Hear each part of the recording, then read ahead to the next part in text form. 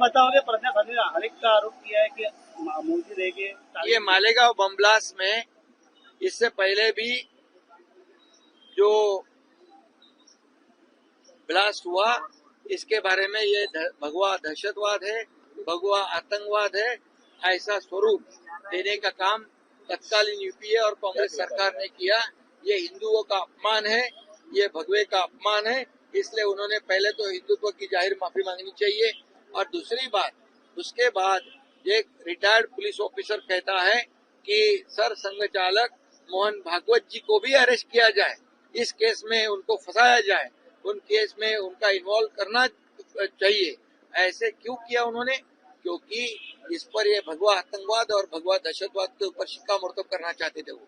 और इसलिए हिंदुत्व के बड़े लीडर इस केस में जोर जबरदस्ती से उनकी इन्वॉल्वमेंट करने की कोशिश। और अभी आज भी हमारे साध्वी प्रज्ञा सिंह जी ने कहा है कि आदरणीय प्रधानमंत्री मोदी जी का भी नाम उन्होंने लेने के लिए इस केस में उनकी इन्वॉल्वमेंट दिखाने के लिए उनको टॉर्चर किया गया।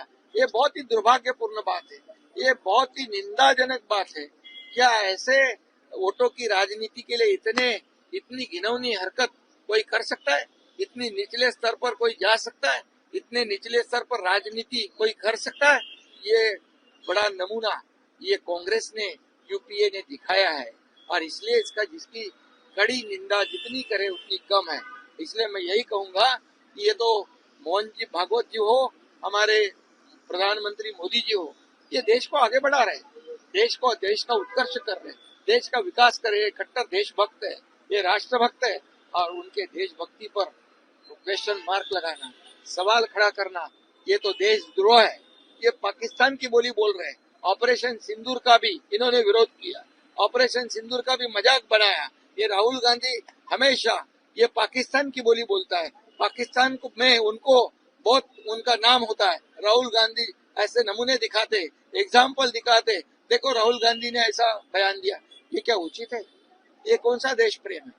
ये तो पाकिस्तान प्रेम है। और इसलिए मैं कहूंगा जिन्होंने ये तपास यंत्रणा जो है, इन्वेस्टिगेशन जो कर रहे थे, उनको उनके ऊपर जो राजनेताओं ने, राज्यकर्ताओं ने दबाव डाला, उनकी इंक्वायरी होनी चाहिए, जांच होनी चाहिए, उनकी नार्को टेस्ट होनी चाहिए, उनके ऊपर कड़ी कार्रवाई होनी चाहिए। सर करारा जवाब मिलेगा, सर करारा जवाब मिलेगा। उद्धव ठाकरे ने अभी तक कुछ भी भूमिका नहीं है हिंदुत्व के बारे में। उन्होंने तो हिंदुत्व छोड़ दिया है। हिंदुत्व अभी कभी पकड़ने का, कभी छोड़ने का, ये वोटों की राजनीति कर रहे हैं। और ये पब्लिक है, सब जानती है। आज इतनी बड़ी घटना होने के बावजूद जो कहते हैं हमने हिंदुत्व छोड़ा नहीं है, वो कहाँ गए? एक भी शब्द जबान से निकला है? बाला साहब ठाकरे जी का हिंदुत्व को हम आगे बढ़ा रहे हैं। और इसलिए मैं कहूंगा कि दूध का दूध, पानी का पानी होना चाहिए।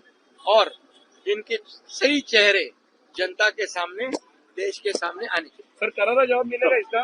बिल्कुल करारा जवाब मिलेगा।